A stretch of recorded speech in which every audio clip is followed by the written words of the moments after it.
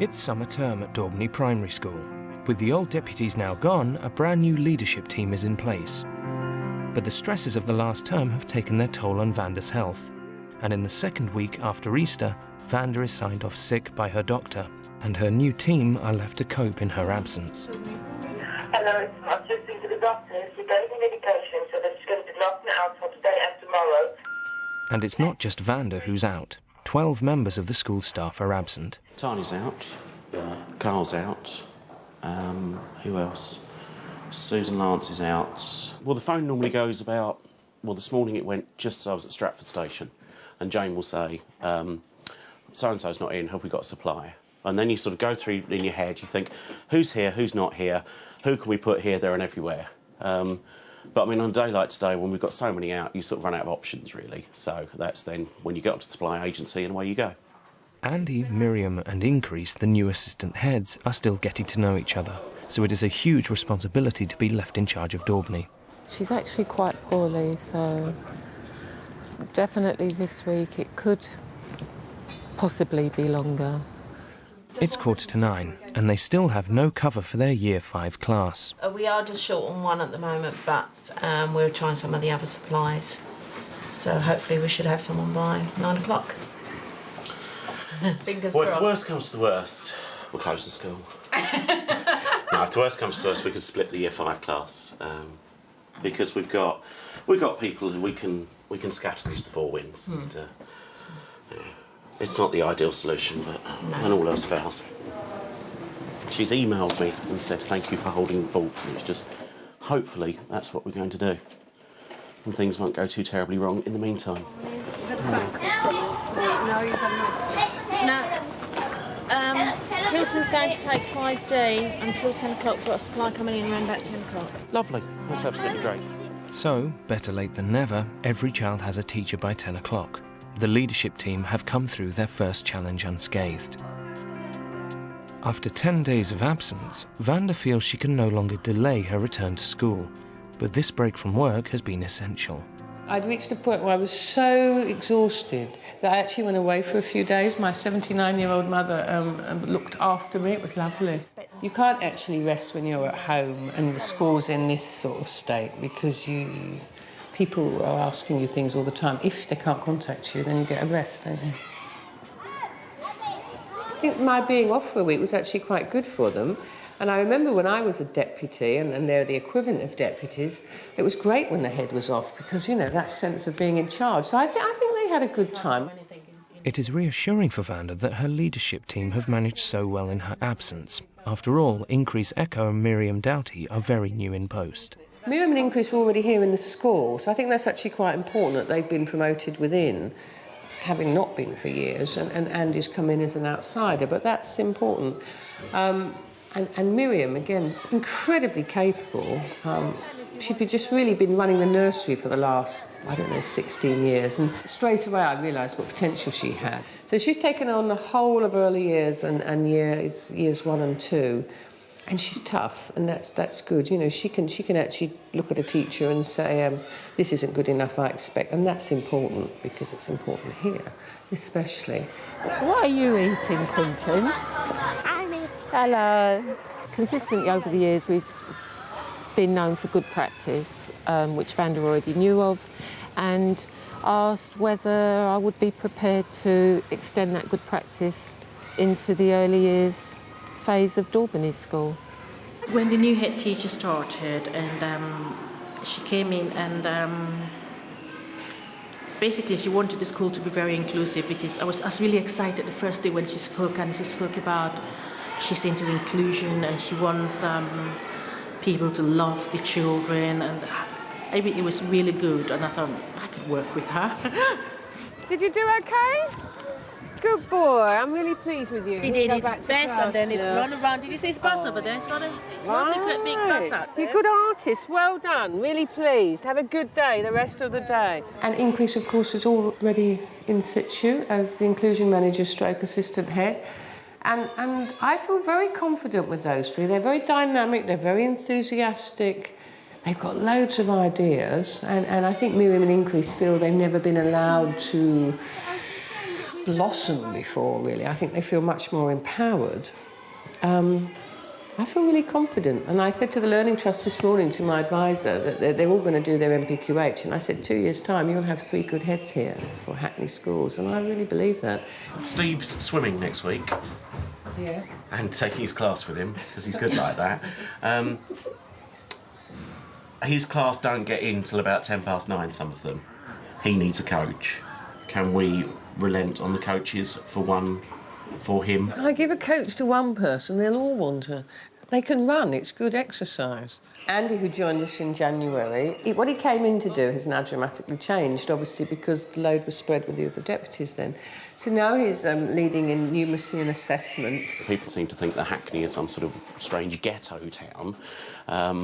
Are you taking your bulletproof vest was one comment I got. And my other favourite comment when I was on a course was a deputy head said to me, "Oh, where is it you work?" I said, "Well, I work in Hackney." And she said, "Well, could you not get a job anywhere else?" He can make us all laugh, and I think that is absolutely crucial, because at the moment we could go home in tears every day, you know, we're generally laughing hysterically. He's a lot to offer. As Vanda now has confidence in her leadership team, she finally feels able to delegate some of her responsibilities. I was talking to a head teacher who has turned around about 3 or 4 schools, and she said the first thing she does is get 3 skips in, and she puts everything into the skip. We haven't been that radical, but we have got rid of a lot of stuff that is just out of date, and we don't need it in the school. Andy has made it his personal crusade to tidy up. Daubney is a very messy place. It does have a lot of clutter. This presents health and safety issues that are the responsibility of Billy Smith, the business manager. Is that sort of congregate all the furniture outside here now and actually sort through and actually get rid of stuff, because they seem to sort of keep stuff for years and years and years that they're not necessarily going to use. Truthfully, even looking the way I'm dressed, I used to walk around clean and tidy, not doing a great deal, quite honestly. Used to just oversee things, but basically the school's changing completely now. We're working at 100 miles an hour. Classrooms being decorated, furniture being moved. The stuff we have cleared and the things we found, like these sort of things, you know, I've said I'm not buying any more coloured pencils until all these things are used up. If you'd have seen it when we first got these boxes down, it was just unbelievable. And teachers didn't even have a pair of scissors in the cupboard. So. But not everything is as easy to sort as clearing a cupboard, and there are still problems in the staff room. A lot of backbiting, a lot of people not being very nice to each other. Because if you're frightened you're going to lose your job and you see all the people around you, they're thinking, oh, they're all going or something, then it makes them more defensive themselves. The school's action plan, which was developed as a result of the review, has set the target that 100% of lessons at Daubney should be good or better by September. There are a number of ways in which Vanda is working on achieving this target, one of which is evaluating every teacher's planning. Do you think her planning's in the assessment folder? I don't. OK, if you locate it, send it to me in my room, will you? It's only to audit how people do. Thank you very much. Miss Momo, have you got your planning folder I could borrow, please? You haven't got it with you? I bring it tomorrow. That's fine.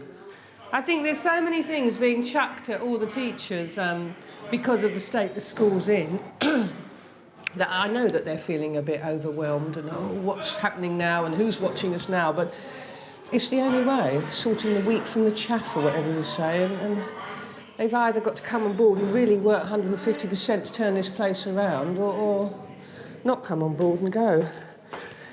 It sounds a bit ruthless, but I think you reach a point where there is so much to be done that you find yourself, you don't lose compassion, but I suppose you do start getting a bit more ruthless.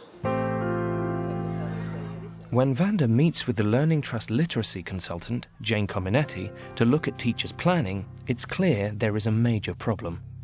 We can't even find the planning. The planning is dire. I mean, it just shows... I mean, there is 1 or 2 exceptions, but it's just yet another... I'm speaking more bluntly, I think, this time than I did in the previous set of films.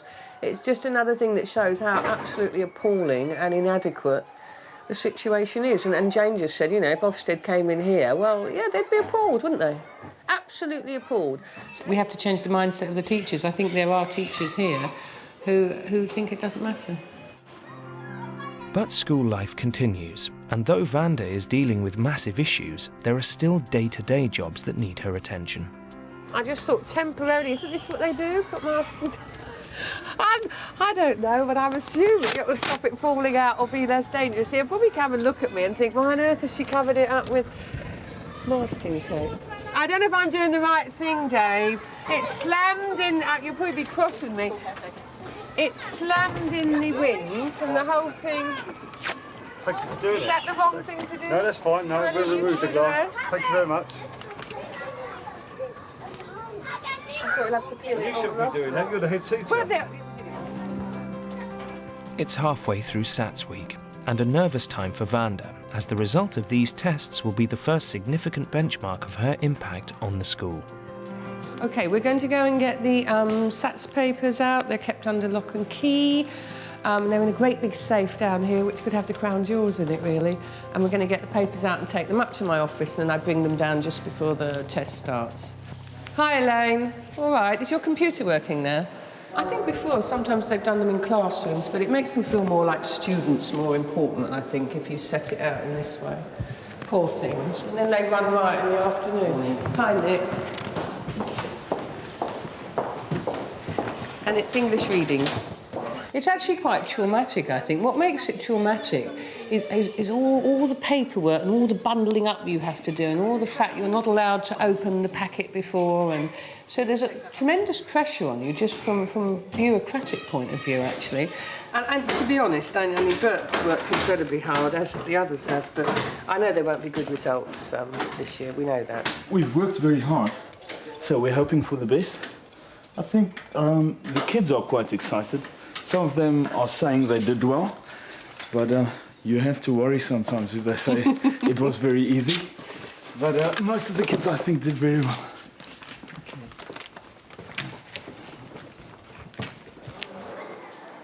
The children are very well disciplined here, so they've come in, they've worked hard, and there hasn't been any major issues, which I have had in other schools. I think the biggest problem has been at least between a dozen and 20 a day haven't had a decent breakfast before they've come, even though we've sent letters out.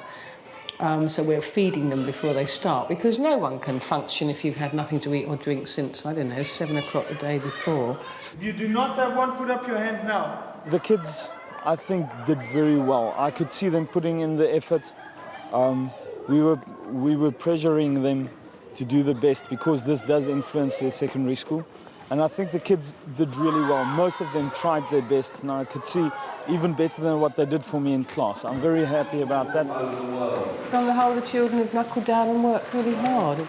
Every child has taken their paper, and I think done their hardest, but we look at the cumulative effect of poor teaching over a number of years, and I'm not expecting those results to be good. In fact, they're probably going to be dire. Something that the parents won't necessarily realise. They might see, a new head came in September, the results are low, and they might think, well, it's because of me. Of course, they won't necessarily recognise the fact that it's going to take time to get those results better. So I'm quite anxious about getting that message across. But they're not going to be good results at all. Worse than last year. And I think I'm talking about something, oh, goodness, they're probably going to be as low as in the 50s. And that's pretty grim.